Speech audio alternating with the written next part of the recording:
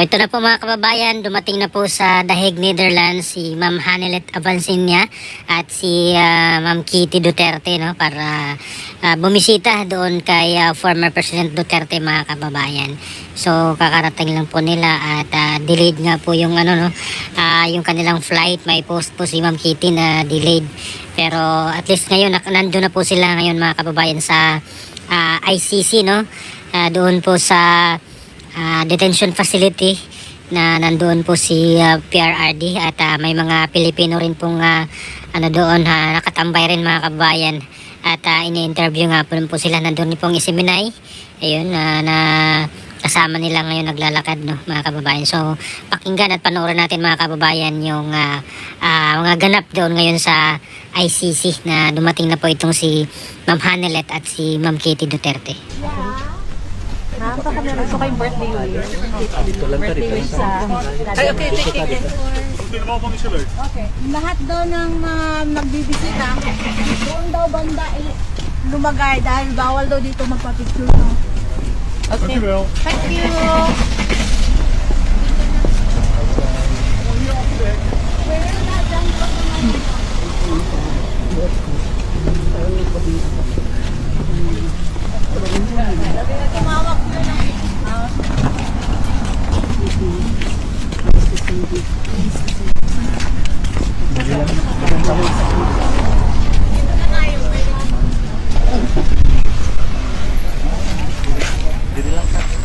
Para bisa makuha na. Picture pa dahil.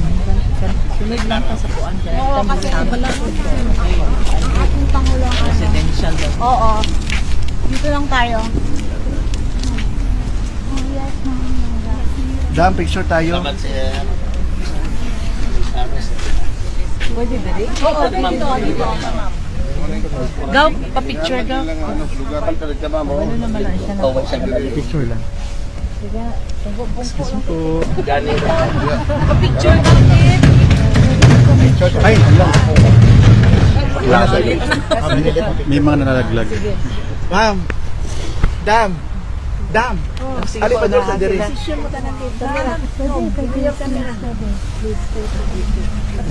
Video. Video daw. Give space muna sa kanila. Okay, kami naman. Duterte.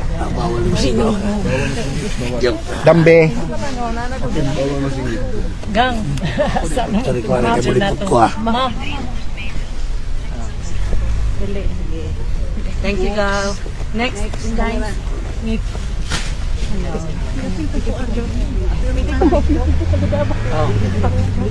Ako mas ready, please. Thank you. Thank you. Davao. 1, 2, 3. Sir, sama ka na para makita mukha mo.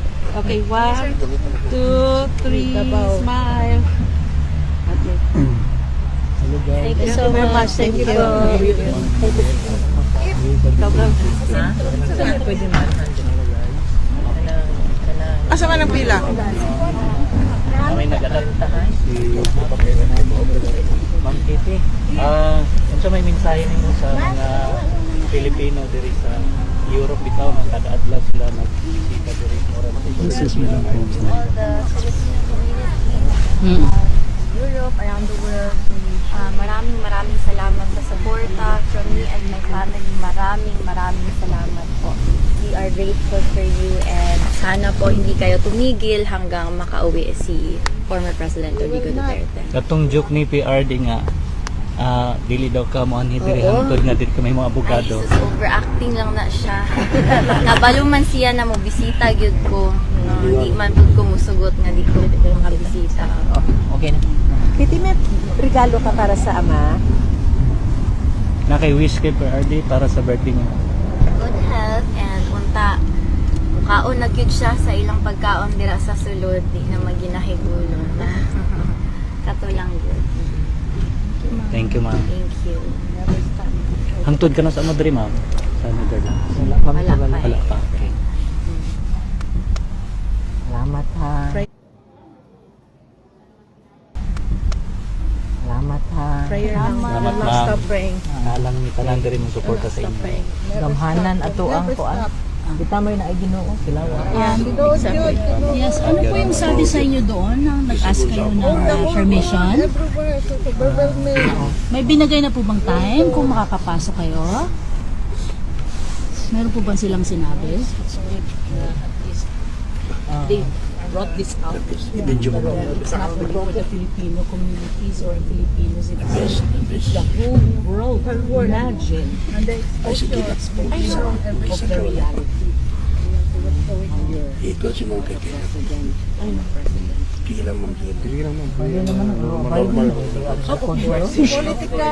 Klaro na kaayo. Binding kayo ano ba? Nabudol ni ma'am. Pero hindi mo naman maano ito kung we don't love our president, former president, we won't be coming now. We came from all over the world. We don't live here. Wala rin binayaran at our expense, our effort and money because of our love for our... You know, we have time owing from our work. Yeah, just to be here. So it shows how much we love our former president. It's really a joy that he is really good. yeah, he is. With the support of all Filipinos, I think. Dili lang With no comment. No comment. Yeah, Comment yeah, from that's our true. heart, and we can see from Luzon, Visayas, Mindanao, the widening project and everything. Oh my God, you can see all the projects. Kahit hindi pa siya naging presidente, mayor pa lang siya ng Davao City. Yeah. Ang laki ng pagbabago, peace and order.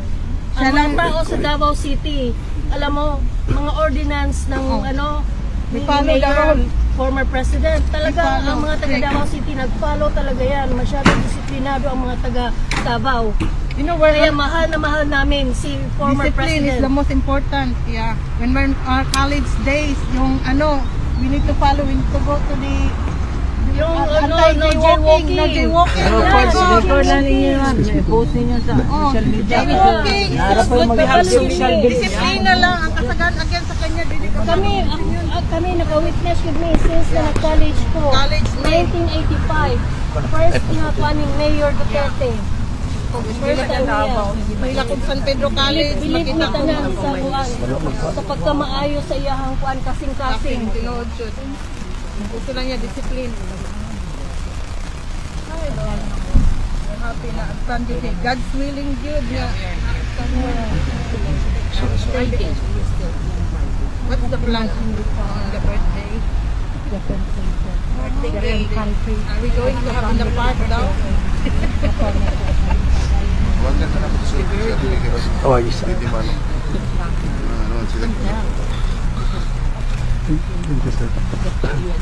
Discipline lang yun ang kailangan sa Pilipinas. Disiplina. Mawag yun na. Ang hindi man yun magpalo ang discipline yun. Saya na gana no. Saya di na kung madisiplina tanan in order gyud tanan ang kinabuhi. Pero kung anong, bakit nagawa ng taga Davao City? Na to follow the rules. Oo. Di ba? Nasa mindset yan ng bawat tao, bawat Pilipino. Imagine nimo ang tuwan Oo. Boracay kinsa nagpalimpyo ana ang Manila Bay. How many years sa unan? It's, it's not 1991 fair sa na tumig Manila ginawa nila. mag-review Hindi para sa makatao. examination. Itom kayo ang dagat layo pa lang makita nimo program jung sa niya. Gilimpyuhan jud niya tanan. Community sa Malta nagpanggap po nila mo reali ka kami. Malta layo man din di hours ang train. Ayun, nagbas tayo ni nagbas ni para sa no 3 hours gapo. Dagat mi din nga ni gapo. So bukan nagkuan na din. Balik mo sa Bicol. Support ka sa ko. Ang mga Sila ma'am taga-UK po din sila. Kahapon po rin ako. Talag t-shirt na Yeah, t-shirt na mo Duterte. Tayo mga United States. Tapos from London. Yeah, same. Yeah. Oo. Baka nandun ka din nung nung sa Maisog, nung wala ka doon. Ma'am welfare check lang po. Kamusta po kayo ngayon, ma'am? Sa Marble Arts ng sila nag-visual. Are you what? US. You flew from the US? From the Philippines? And here. Are you live here? You work here also. Ito naman nakalito. Oo, sila din yan. Sugat. Mapapicture daw sila, ma. Pa-picture po na. Taga-Davao po niya. Mao ba? Salamat ah. Oo. Tama din. Sige, mag-shagit. Thank you. Ma'am Hanilet, pa-picture daw sila, ma'am. Yung shaggy. Pa-picture daw sila. Taga-Davao, may yung kami nagpuyo na. Nag-parking man po Hindi, diri. Mao ba? Boys, 3, 2, 1, smile. Jitlag pa dahil mo. Pagtura po ako. May na kanya abot na mo. Malipay Pagtura mo. po picture ka lang. Picture ka lang ko ni Ma'am Hanilet. Ulit guard dito sa Mubana. So yun mga kababayan, no? At marami pong nagpa-picture sa kanila doon ng mga kababayan din natin, ng mga supporters ni PRRD, at nagpasalamat po si Ma'am Hanilet at si Kitty sa lahat ng mga dasal, sa lahat ng suporta ng mga Pinoy doon sa The Hague, Netherlands, no, na talagang nandun nakabantay rin po sila.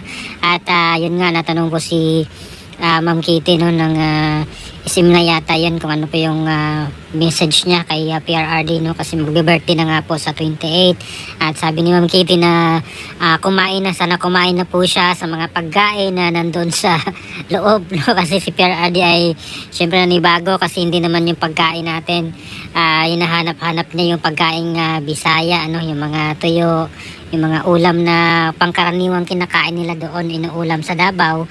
Yun po yung hinahanap ni PRRD. At sabi ni Ma'am Kitty ay sana kumain na, huwag na daw matigas ang ulo. At patungkol naman sa sinabi ni PRRD na huwag pumunta si Kitty doon, hindi pa siya abogada. Kaya tinanong po siya ngayon mga kababayan, at sabi ni Ma'am Kitty overacting lang daw po itong si PRRD. Pero alam naman daw ni PRRD na talagang bibisita siya doon sa The Netherlands, mga kababayan.